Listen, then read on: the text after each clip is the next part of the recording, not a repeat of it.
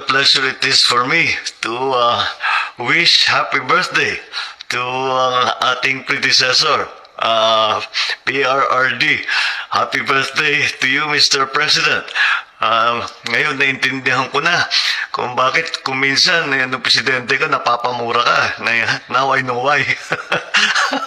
Pero huwag niyong inaalala, lahat ng magandang sinimulan ninyo, we will continue to work on it. We will continue to make sure that those projects that you started will be successful. And I'm glad that I am able to continue the good work that you started. And so, I don't know kung makapag-relax ka because after a lifetime of work, I don't know if you still know how to take it easy. But if you have the chance, please have a good celebration. Happy birthday, PRR.